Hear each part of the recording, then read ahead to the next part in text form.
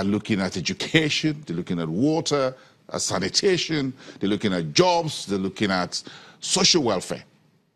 So if this administration says, yes, we have done very well, and this is our scorecard, can we eat this data? And I'm going to keep asking the question. Okay, let me come in. In the first place, we have to recognize that this is part of the fact that we have 40 billion or so in reserve, that the economy grew at 1.4% in the third quarter, that the standard of living on Nigerians is still deteriorating. And it's a simple logic. Today, our population is growing about 3%. Our economy is growing about 1.4%. What that means is that more hands and more mouths is coming in to consume more than what is being produced. So the share of what is being produced among the additional mouths will be lower. But beyond that, we also know, if you look at basic economic figures, we know that the real sector is contracting. If the real sector is contracting, then employment creation will also be slowing down. Or you will actually have a situation where the level of unemployment is increasing, which is what we have today. We are dealing with 18.8% unemployment rates. So in effect, if you look at the misery index, which is a product of the inflation rate and the unemployment rate, it is worsening. Because you have high level of unemployment, you have high level of inflation. Inflation at 15.37%. And let me also make this fact clear. Assuming you're on a fixed salary, which is what virtually all of us are, I mean, those who are in paid employment, few people have seen a material increment in their salaries over the past 2 years because of the economic situation. If your salary had remained constant, whatever you bought last year at 100 naira, December last year, 100 naira, today you are buying at 115 naira at 7 kobo. So in effect, you can no longer afford to consume the same quantity of goods and services you used to consume in December. Or the same quality. Of the same quality as at December last year. So in effect, your standard of living had been devalued to that extent or has deteriorated. So you can actually feel when you say that the standard of living out on the street has actually deteriorated. For Nigerians who are on fixed level of income, they are seeing a gradual erosion of their standard of living because inflation rate is higher than the increase in their earnings. A standard of life. Yes, so we must recognize that. Yes. So what people are doing is they are adjusting on a daily basis, tightening their belts, smiling in the face of difficulties.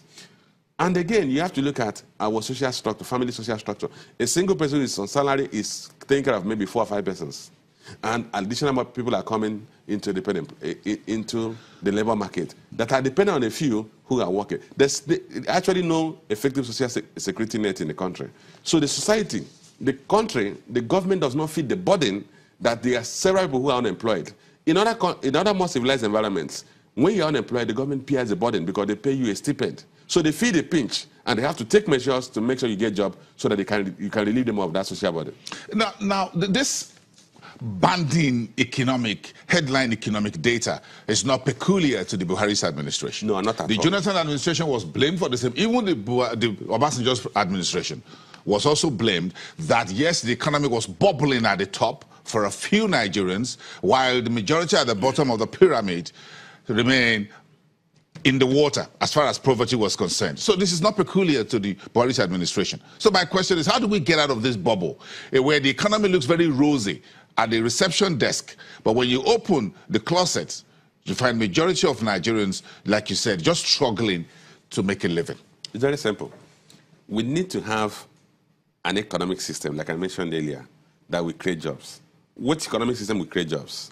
We need to write the appropriate infrastructure. I've mentioned this. The government cannot fund the infrastructure deficit we have in the country. We have to evolve a model of funding that will allow private capital to come in to fund this infrastructure. If you do not have an effective infrastructure supply system in your country, or what you call capital good, you are not going to have a productive system or a production system that will be efficient and competitive globally.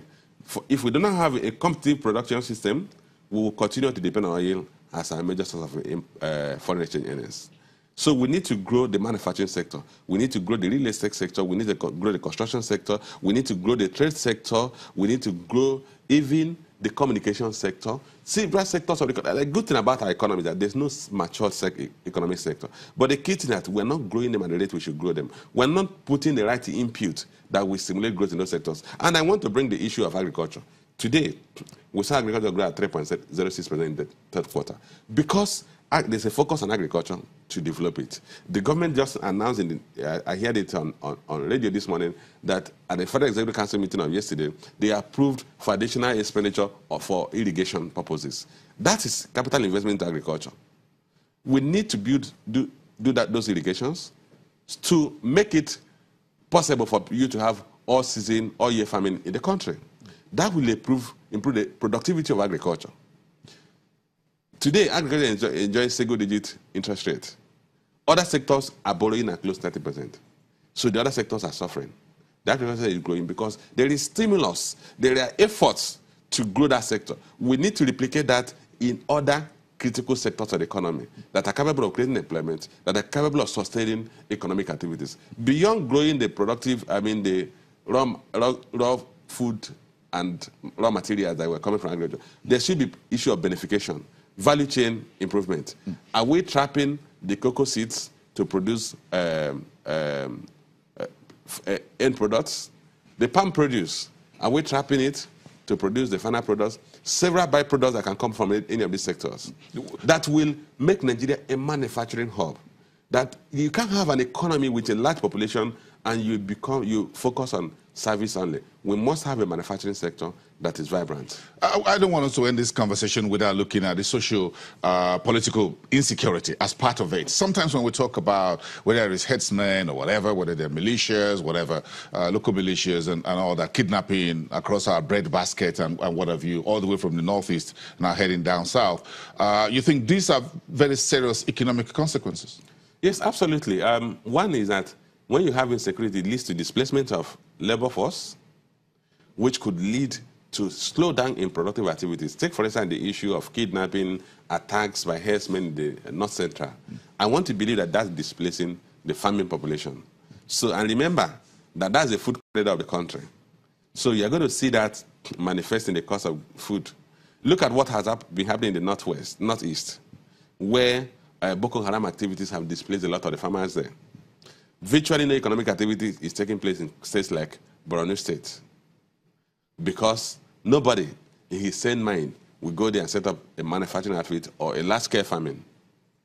So when you have high level of insecurity, the case of Niger Delta, is very succinct. At some point, they almost brought this country to her knees. Crude production dropped to 1.4 million barrels because of insecurity in Niger Delta. Today, a lot of people who work in River State live outside River State.